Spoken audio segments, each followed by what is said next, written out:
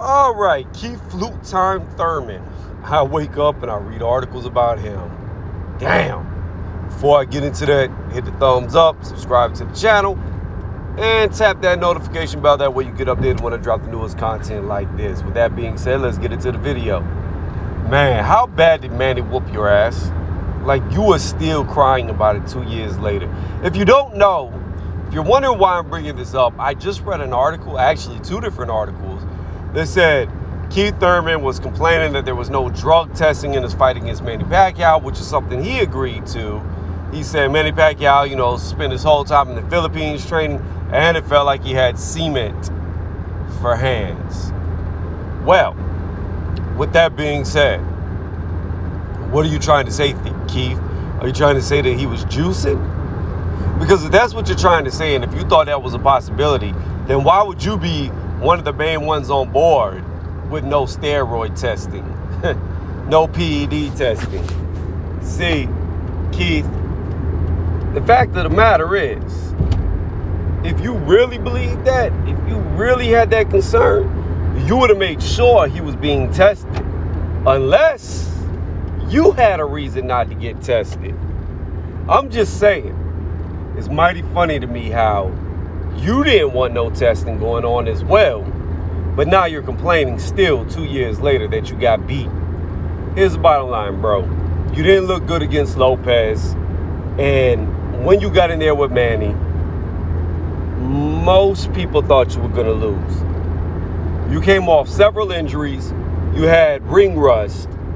You had a tune-up, looked bad in the tune-up, and the fact of the matter is, it doesn't matter Manny's age. Manny is good enough to where if you have any signs of ring rust, he's going to expose it, and he's going to be able to hone in on it, and he's going to be able to beat you because your reaction times are off.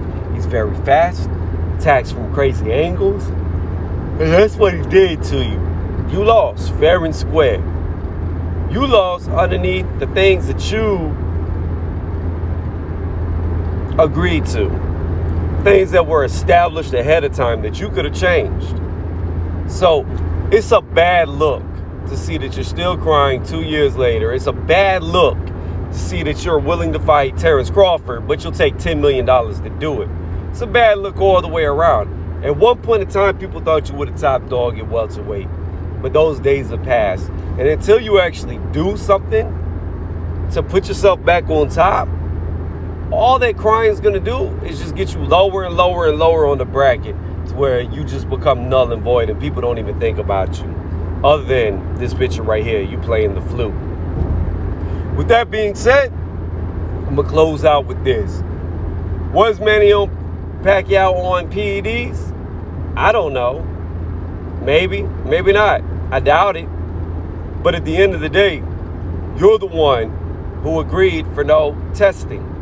So even if he was, that's your fault. And even if he was, why would you agree to no PED testing?